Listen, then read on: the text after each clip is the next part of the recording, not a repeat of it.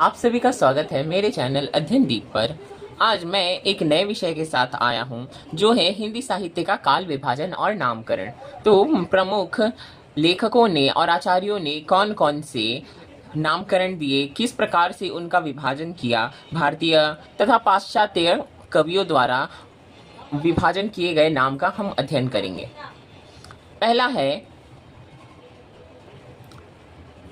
पहला हम देखेंगे जॉर्ज ग्रियर्सन द्वारा चारण काल सन 1700 से 1300 ईस्वी तक माना गया। 15वीं शताब्दी का धार्मिक पुनर्जागरण, मलिक मोहम्मद जायसी का प्रेम काव्य, ब्रज का कृष्ण काव्य 1500 से 1600 ईस्वी, मुगल दरबार तुलसीदास रीति काव्य 1580 से 1692 ईस्वी, तुलसीदास के अन्य परवर्ती अर्थात 1600 से 1700 ईस्वी। 18वीं शताब्दी 1700 से 1800, कंपनी के शासन में हिंदुस्तान सन 1800 से 1897 और विक्टोरिया के शासन काल में हिंदुस्तान 1897 से 1897, 1887। तो जॉर्ज ग्रियर्सन ने इसे एक काफी पेचीदा काल विभाजन के रूप में बनाया था, जिसका ना ही कोई सटीक अर्थ निकलता था और ये केवल कुछ कवियों शासनकालों के नाम पर ही था। इसमें रचनाकारों और उनके काल का या फिर उनकी कुछ विशेषताओं के बारे में नहीं था। आगे मिश्र बंधु के द्वारा काल विभाजन और नामकरण। इनके द्वारा जो काल विभाजन था ये कुछ हद तक सही था, परंतु इनके काल विभाजन की एक समस्या थी कि इनके काल विभाजन में बहुत सारे भाग थे। जैसे प्रारंभिक काल को इन्होंने दो भागों में बांटा। पूर्व प्रारंभिक काल जो कि 1700 से 1343 विक्रमी तक चला और उत्तर प्रारंभिक काल 1344 से 1444 विक्रमी तक। माध्यमिक काल, पूर्व माध्यमिक काल 1445 से 1560 विक्रमी, प्रौढ़ माध्यमिक काल 1561 से 1680 विक्रमी। अलंकृत काल, पूर्व अलंकृत काल 1681 ईस्वी से 1791 विक्रमी तथा उत्तर अलंकृत काल 1791 से 1889 विक्रमी। परवर्ती काल 1890 से 1825 विक्रमी से अब तक और वर्तमान काल 1926 विक्रमी से अब तक। तो कहने का तात्पर्य यह था कि इन्होंने प्रत्येक काल को दो भागों में विभक्त कर दिया तथा परवर्ती काल का कोई यह सटीक अर्थ नहीं निकलता था कि परवर्ती काल किस कारण इन्होंने कहा। प्रारंभिक काल, मध्यकाल, अलंकृत काल और वर्तमान काल का अर्थ यहाँ सटीक रूप से हमारे समक्ष आता था, परंतु परवर्ती काल परिवर्तन काल का यहाँ कुछ सही रूप से नहीं बैठता था। अगर इन्होंने अलंकृत काल को और वर्तमान काल के मध्य में परिवर्तन के कारण इसे परिवर्तित काल कहा, तो इन्हें हर एक काल के मध्य में परिवर्तन काल को रखना चाहिए था। इस कारण इनके काल विभाजन में बहुत सारी गलतियां थी, जिस कारण इनके काल विभाजन को हम स्वीकार नहीं करते हैं और साथ ही बहुत सारे आचार्यों ने इसे स्वीकार करने से मना कर दिया। अगला है आचार्य रामचंद्र शुक्ल का काल विभाजन। ये काफी हद तक एक उचित काल विभाजन देखा जा सकता है, परंतु इसमें एक समस्या हमारे समक्ष यह आती थी कि इसमें दोहरे नामकरण की समस्या। इन्होंने हर एक काल का दोहरा नामकरण किया। यह एक बहुत बड़ी समस्या सामने उभर कर आती है। जैसे वीर गाथा काल, उस समय के काल में जैसे जिसे आदि काल कहा जाता है, तो वीर गाथा काल में उस समय वीरता से संबंधित रचनाएं लिखी जाती होंगी, इसीलिए उन्होंने वीर काल कहा अर्थात आदि काल। 1050 से 1375 विक्रमी। भक्ति काल, पूर्व मध्य काल 1375 से 1700 विक्रमी। रीति काल मतलब उत्तर मध्य काल 1700 से 1900 विक्रमी। गद्य काल अर्थात आधुनिक काल 1900 से 1948 विक्रमी।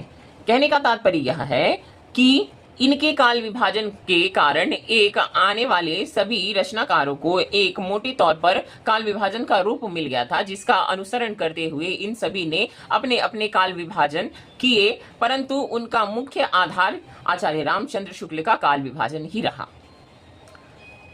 अब आगे बढ़ते हैं राम कुमार वर्मा का काल विभाजन एवं नामकरण। इन्होंने प्रारंभिक काल को दो भागों में बांट दिया, संधि काल और चारण काल। संधि काल 1750 से 1000 विक्रमी था और चारण काल 1000 से 1375 विक्रमी। ठीक, इसके बाद इन्होंने सेम वही आचार्य रामचंद्र शुक्ल का काल विभाजन अपनाया। भक्ति काल 1375 विक्रमी, रीति काल 1700 से 1900 और आधुनिक काल 1900 विक्रमी से अब तक। अगला देखेंगे आचार्य हजारी प्रसाद द्विवेदी।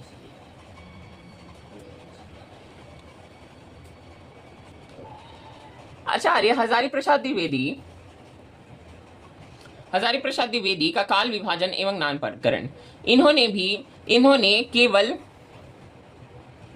समय के साथ थोड़ा सा छेड़छाड़ किया, परंतु इनका मुख्य आधार आचार्य रामचंद्र शुक्ल का काल विभाजन ही रहा।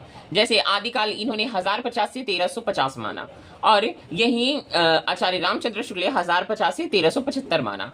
भक्ति काल ने 1350 से 1700, रीति काल में 1700 से 1900 और आधुनिक काल में 1900 से अब तक। आगे डॉक्टर गणपति चंद्र गुप्त का काल विभाजन और नामकरण। आदिकाल को इन्होंने 1184 से 1380 विक्रमी माना, 1350 विक्रमी माना। पूर्व मध्यकाल इन्होंने 1350 से 1600 विक्रमी माना, 1600 ईस्वी माना। उत्तर मध्यकाल 1600 से 1857 ईस्वी, आधुनिक काल 1857 से अब तक को माना। अगला देखेंगे डॉक्टर नगेंद्र द्वारा संपादित ग्रंथ हिंदी साहित्य का इतिहास में जो काल विभाजन एवं नामकरण देखने को मिलता है वो किस प्रकार है। वह है आदिकाल 1700 विक्रमी 7वीं शताब्दी के मध्य से 14वीं शताब्दी के मध्य तक। भक्ति काल 14वीं शताब्दी के मध्य से 17वीं सदी के मध्य तक। रीति काल 17वीं से मध्य से 19वीं के मध्य तक। आधुनिक काल 19वीं शताब्दी के मध्य से अब तक, अर्थात पुनर्जागरण काल। इसे भारतेंदु ने पुनर्जागरण काल कहा, 1857 से 1900। जागरण काल द्विवेदी जी ने कहा। आदिकाल को अन्य नाम भी मिले, जागरण काल भी मिला, द्विवेदी जी ने कहा। छायावाद, आगे इसमें छायावाद युग भी जोड़ा गया, 1918 से 1938 ईस्वी। छायावादोत्तर काल, प्रगति और प्रयोग काल और नवलेखन काल। तो ये मुख्य रूप से नगेंद्र के जो ग्रंथ है हिंदी साहित्य का इतिहास में हमें ये काल विभाजन देखने को मिलता है, जो है आदिकाल, भक्तिकाल, रीतिकाल, आधुनिक काल, पुनर्जागरण काल, जागरण सुधारक काल, छायावाद काल, छायावादोत्तर काल, प्रगति प्रयोग काल और नवलेखन काल। इसके पश्चात हम देखेंगे डॉक्टर रामस्वरूप चतुर्वेदी का काल विभाजन और नामकरण।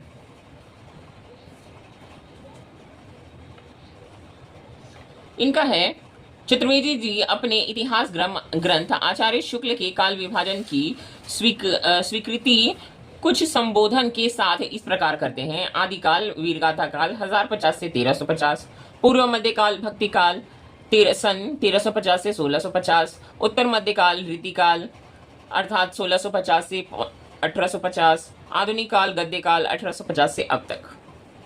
कुल मिलाकर हम यही कह सकते हैं कि इसके पश्चात आचार्य रामचंद्र शुक्ल के पश्चात इन्होंने मोटे तौर पर इनके ही काल विभाजन को अपनाया और कुछ परिवर्तन के साथ इसे अपने इतिहास ग्रंथ में सम्मिलित किया। अंतिम है डॉक्टर बच्चन सिंह का काल विभाजन एवं नामकरण। इन्होंने आरंभ काल कहा, भक्ति काल 1400 ईस्वी से 1650 ईस्वी, रीति काल 1650 से 1857 ईस्वी, आधुनिक काल 1857 ईस्वी से अब तक।